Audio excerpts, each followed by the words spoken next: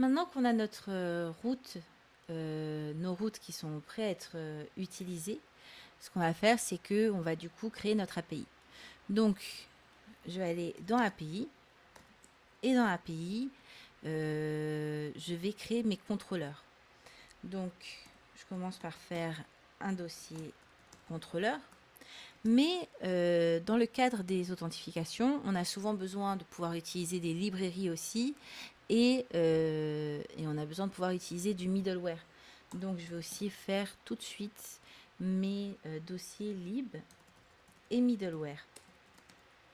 On verra après exactement qu'est-ce que c'est que ces dossiers lib et middleware. Pour le moment, on s'en soucie pas trop. On va créer dans nos contrôleurs, on va créer deux contrôleurs. On va créer un contrôleur users.js qui va nous permettre de créer des utilisateurs. Mais comme nos utilisateurs, pour pouvoir être créés, ont besoin de ce register, et que register, ça va demander de faire toute une partie un peu d'authentification, de pouvoir créer par exemple la credentials, pour pouvoir hacher le mot de passe en base de données, etc. Eh bien, on va aussi créer un contrôleur auth.js. Au final, tout ce qui est du recours de auth.js pourrait très bien être dans le contrôleur users. Je vais le séparer, tout de suite pour que ça soit bien, bien clair dès le début la différence entre ce qui fait partie d'un user et ce qui fait partie d'un auth controller. Pour le moment, par contre, je vais utiliser très peu de config afin de garder quand même le flow assez clair. Très bien, donc j'ai créé controller/users.js et controllers/auth.js. Donc on va voir ça ici, on a bien auth.js et users.js.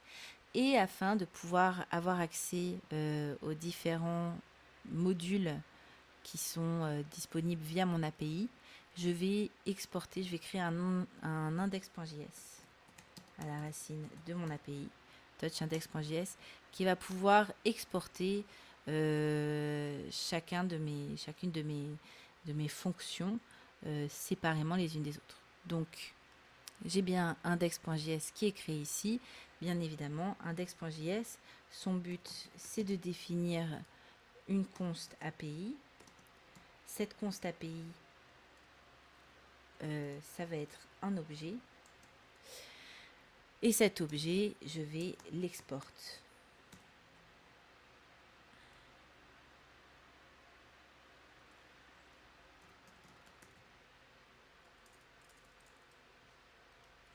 Module.export égale API. Au final, cette const API, vu que ça va être un objet, je peux très bien directement l'exporter.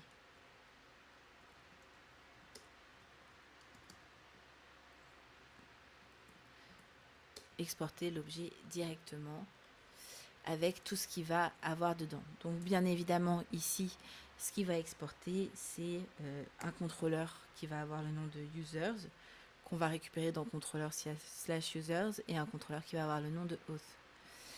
Mais on va le faire tout de suite dans l'ordre. Donc, mon contrôleur auth, lui, on est bien d'accord que ce qu'il va faire, c'est que il va mettre à disposition des méthodes qui me permettent de me register, de me sign up, de me login, etc.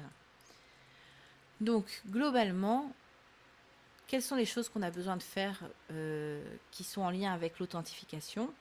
Eh bien, la première chose qu'un utilisateur va faire, c'est bien register. Donc, on va déjà créer la méthode register et on va en faire un contrôleur. Pour le moment, un contrôleur simple. On ne va pas aller chercher midi à 14h. On veut juste faire en sorte qu'il nous renvoie une réponse type bien enregistrée, et on veut l'afficher. Donc res.send user bien enregistré.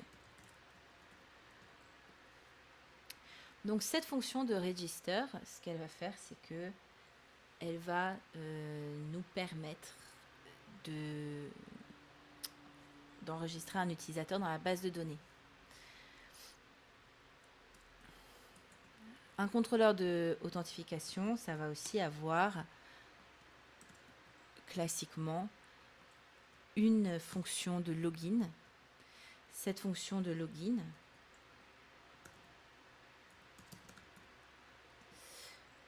elle va nous permettre d'authentifier l'utilisateur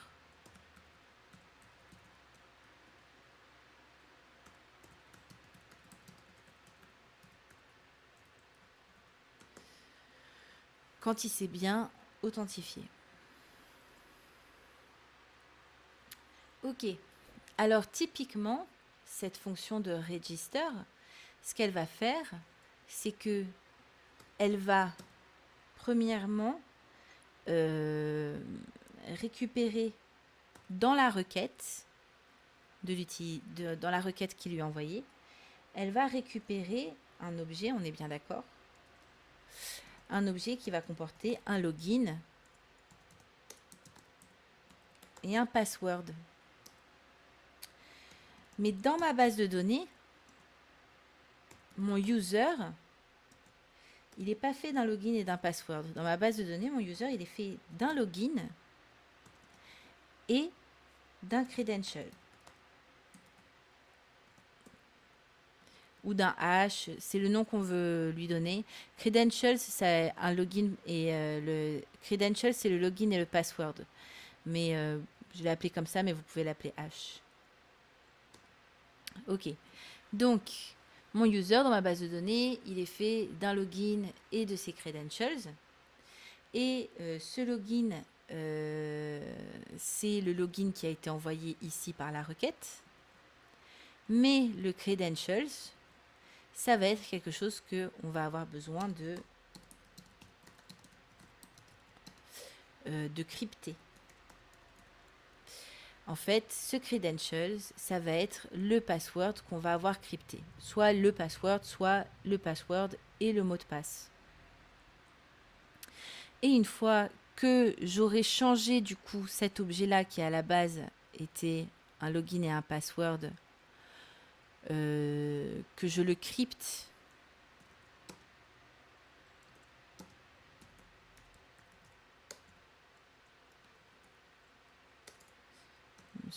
plus cryptage est égal à mon BDD user.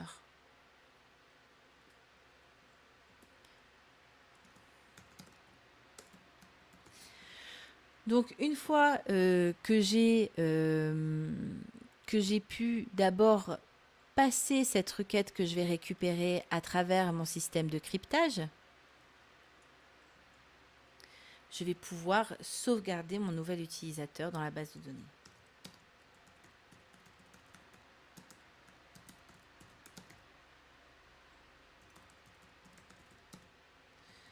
Dans la base de données.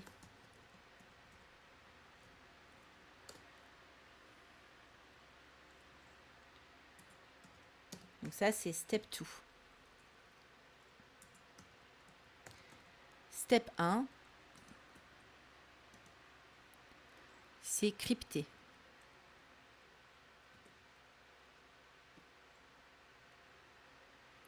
Le password.